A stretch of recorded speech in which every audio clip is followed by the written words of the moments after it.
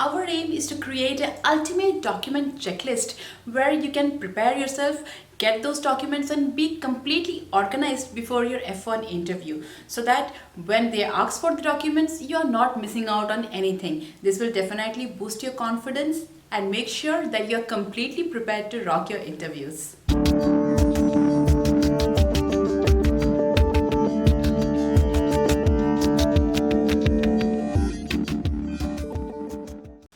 Hello, Namaste, welcome back to my channel. For all the first time viewers, this is Pragya Mishra, your visa guide, and as you all know, we are on our F1 visa series, the student visa series. As promised in my previous video, this video is totally dedicated to the documentation process of the F1 visas.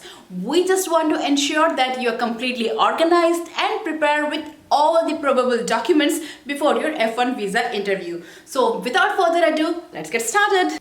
The list of documents might slightly vary from person to person, but we have broadly classified the entire probable list of documents into three categories. The first category are the mandatory documents. So the first document that you need is your passport. A passport which should be valid for at least 6 months beyond the period of intended stay in US. The second document is the DS-160 confirmation page. As we had discussed in our previous video, you have to submit an online application form, that is the DS-160. So after you submit this DS-160, you get the confirmation page which has the barcode in it, and it's very much important. You have to take out a printout of the page and keep it with you. So the second document that is required is your DS-160 confirmation page. The third document in this mandatory category is the receipt for your visa application fees. You must have paid the visa fees. We had stated in our previous video the amount that is required to be paid. So after payment, you get the receipt. You need to have a proof of payment. So you need to have this receipt with you. The next document that you require is the most important document in the F1 visa documentation. That is your I-120. Yes, this is a SEVIS generated I-120 that your intended university or college is going to sign and give it to you. You have to sign it also. And then you have to keep this document ready and handy with you. If you want more clarity on what an I-120 is and how to get it, do let me know in the comment section below, and I will make a separate video on what I-20 is, how to apply to the universities for it, and how to get an I-20. The next mandatory item in a mandatory list are photographs.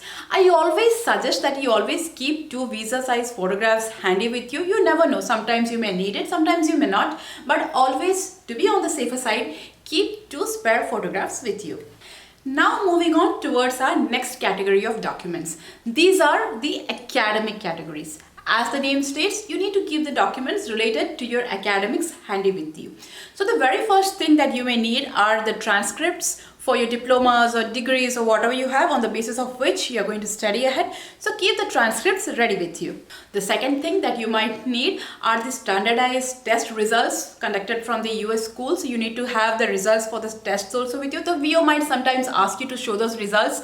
So keep it with you. Sometimes the GMAT GRE scores, so a document to prove those, the results of those. So all these academic things that you can think of, your degrees, transcripts, your test results, all these things, just organize and keep it with you.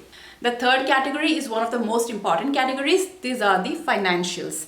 As we had stated earlier, that you have to prove to the VO that you are financially sufficient to go and study abroad, that you have proper funds or you have arranged for proper funds to go and study in US. So you have to keep all your proofs together in order to show the VO that yes, you are financially stable and sufficient to fund your education.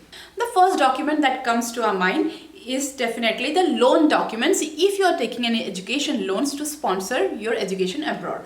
So the first thing you should have is your bank documents to show that you have taken a loan for your education.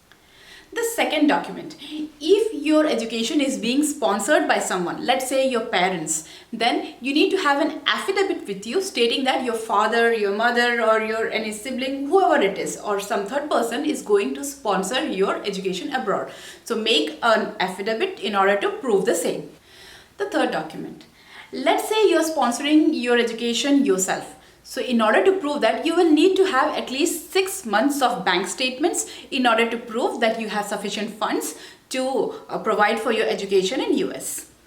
If you are currently working, then sometimes you may also need to show the pay slips. So keep at least 3 months of pay stubs handy with you. Next in line comes the tax returns. So if you are a taxpayer, then keep 3 years of income tax returns handy with you. But keep one thing in mind, if your education is a sponsored one, let's say your father is sponsoring it, then you will also need to show the income tax returns and bank statements of your father. So whoever is sponsoring the trip, let's say your parents are sponsoring, then the documents of your parents are required. If you are sponsoring, then the supporting documents of yourself are required in this. And lastly, if you're a working personnel, then make sure you have a work experience letter from your HR. This definitely helps a lot. The letter should clearly state your years you have worked, your designation, your current pay, experience, etc. So keep a work experience letter with you. With this, we have discussed almost all the possible categories of documents that you will be requiring for your F1 visa interview. So much for today. Wishing you very much all the best, and may you click your F1 visa interview. Please do let me know in the comment section below that your visa has been approved, and thank you so much. Please like, share and subscribe to the channel, and stay tuned for many more updates to be coming.